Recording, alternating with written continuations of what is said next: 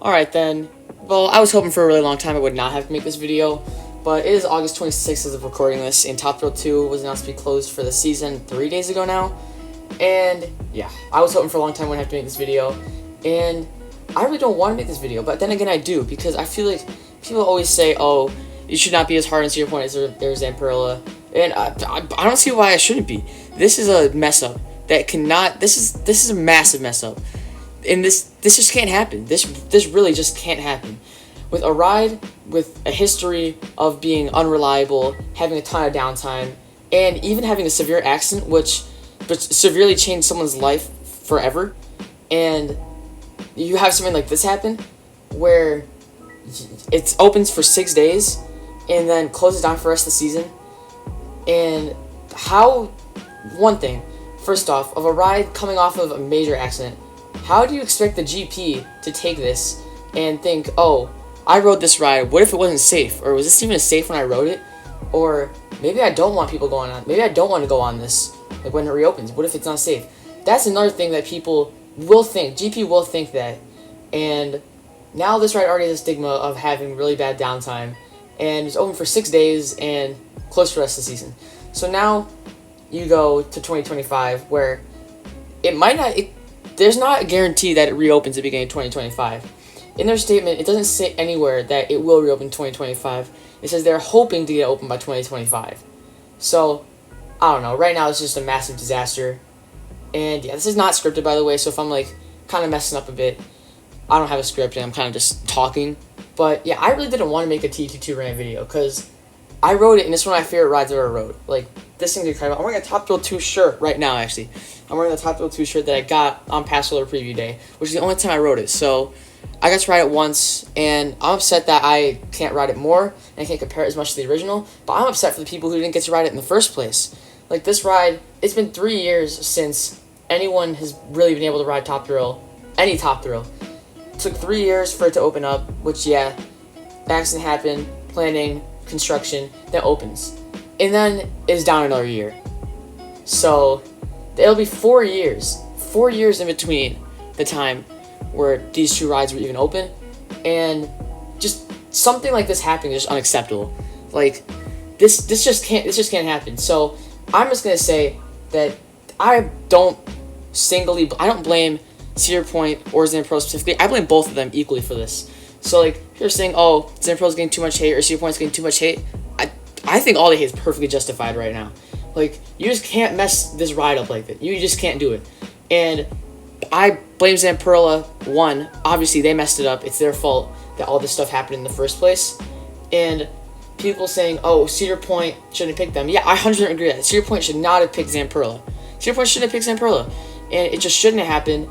Really bad, massive mistake by them picking them for this. Not nearly enough experience going into it. Wild Mouse had severe downtime. Not severe, but it had a lot of downtime when it opened up. And you're just going to this, a ride that's, how tall is Wild Mouse? Maybe 50, 75 feet, around that range. That couldn't stay open, really, when it opened. So how did they expect Top Thrill 2 to go?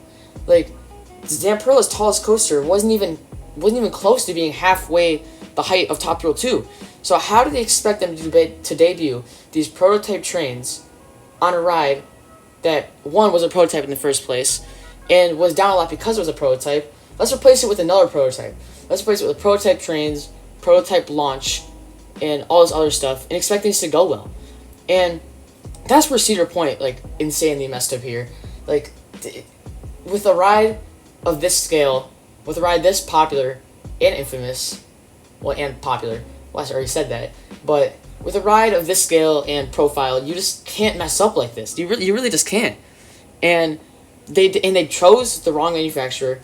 They went with someone who has no experience, and they're reaping the consequences of it. Or, yeah, they're suffering the consequences of picking that. And at this point, like, Zamperla had no business bidding on this project in the first place.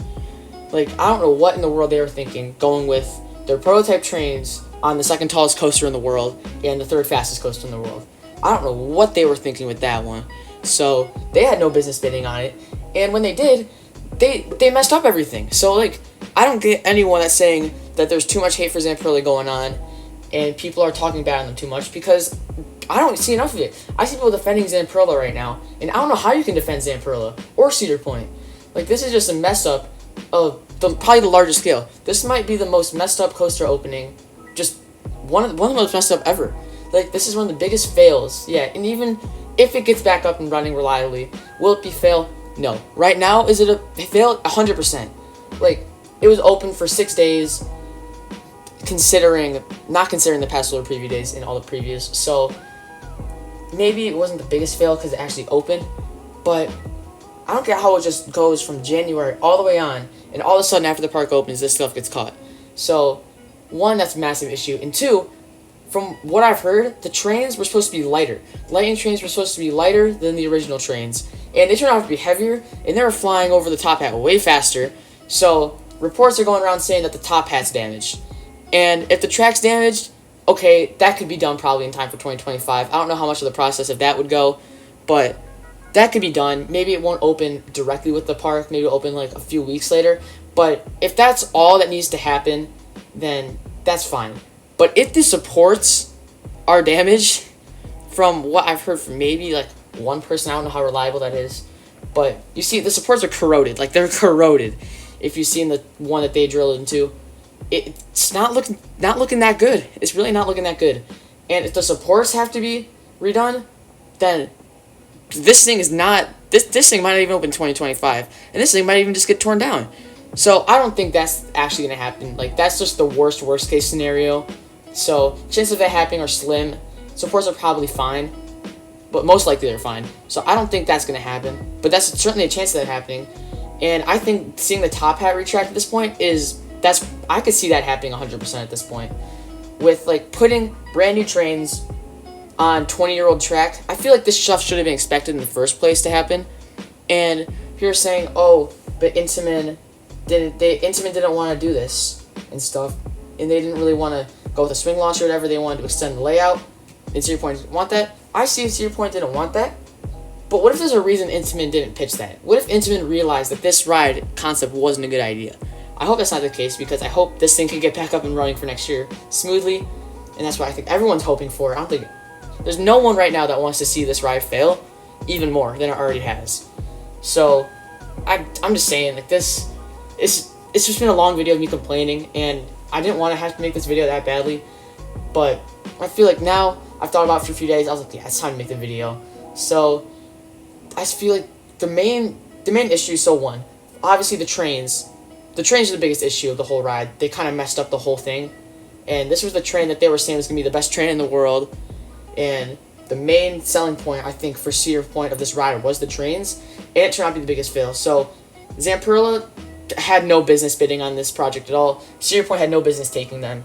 And if they did actually go to Intamin, and Intamin didn't want to do it, maybe there's a reason behind that. Maybe this ride was just a bad idea in the first place.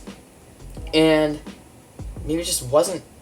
Maybe like this type of ride just couldn't have been done on 20-year-old supports and track. But I hope that's not the case, and that they can get it back up. And hopefully, just fingers crossed, this thing can be open for 2025. Because if the supports are actually damaged, that's really not good at all. And if it has to be retracted in the top hat, it's not the end of the world. That can be done. And it wouldn't be the biggest deal, because I'm sure they could probably get it. They could probably get that ready for 2025. Like, they have like 9 months to get it done. So maybe I don't know how all that stuff works. So, like, maybe it might take longer for them to like design the track and manufacture it and get the shipment out. But you have to imagine that Zamperla is skipping anything else they're working on right now and getting this thing up and running, because the future of Zamperla is not looking good at all right now, and they are probably doing everything they can to get this ride fixed. So if it has to be retracked, I'm sure that could get done. Zamperla would do like everything in their power to get that shipment out ready for 2025. But if currently Cedar Point doesn't know how to fix the issue, I don't know, man. Like, this, I really don't know what's going to happen with this thing. So I think overall, just fingers crossed, this thing gets open for 2025 and ready to go. And one more thing, how about you work on getting double-sided lockers ready for this thing? The whole issue was you guys didn't have enough time to figure that out now. You have a whole, 9 months before the park opens again for next year. So yeah, now you have a lot of time to think about that and get that going. So that's one thing I think that everyone should expect to see next year, are double-sided lockers. Because this thing opens to 2-hour lockers again, I mean, if it's impossible to get the double-sided lockers in, then sure, it's whatever. I know it's kind of in a weird spot, and probably gonna be really hard to do it, and they probably can't do it. But I think that they should also be trying their best to get that type of thing done. But yeah, I think overall conclusion is that Zamperla is probably blacklisted from Cedar Fair at this point. There's no way that Cedar Point's ever going to be purchasing from them again. I feel like Six Flags. Well, I guess Six Flags. Yeah, they're blacklisted from Six Flags. But yeah, so Zamperla needs to get this fixed. Cedar Point probably realized that maybe we should actually go back to the manufacturers like RMC and Intamin. And maybe they actually did. Maybe they did give Intamin a chance. And maybe the reports are true. But the fact they went with Zamperla makes a lot of people doubt that they actually went to Intamin. And so maybe I think the lesson for Cedar Point should be go with the reliable manufacturer. Go with the one that has had experience in this before. And even if Cedar Point didn't like the proposal, maybe they should just gone with the proposal Intamin pitched anyway. Because, who knows, maybe Intamin knew more about the way this ride worked, and that maybe going with a swing launch up these portion track that are old wasn't the best idea. So maybe Cedar Point should have went with Intamin in the first place and listened to them. But who knows? So, lesson for Cedar Point, do not go with the inexperienced manufacturer, and do not blacklist manufacturers just for a mess that they had in the past. And I say that, but I don't know. I think Zamperla, overall, like as a ride itself, Zamperla made a fantastic ride. Like, it's an incredible ride. It's one of my favorites I've ever rode. However, it's not fantastic if it can't stay open. And as a manufacturer, you have maybe 3 jobs when you're building a coaster. Like, obviously, you have like the job of actually constructing it. If you have 3 jobs, you're making it. 1, safety. That's number 1 always. 2, reliability, because it needs to stay open for people to ride it. And 3, making a good ride. Zamperla did number 3. They did not do 1 or 2. If you can't do 1 or 2 when you're building a ride, then what's the point of even doing number 3? So I'm just going to leave it here. Subscribe if you're new. This isn't the type of content I usually make. I usually do maybe like sort of reviews and just talking about news and stuff. I haven't really uploaded in a while, so I kind of started slacking in summer, but I'm on more of a routine now for school, and I think I might be able to find more time to make videos. So yeah, subscribe if you're new, and yeah, I'm Yuki Rise, and I'll see you guys in the next one. Peace.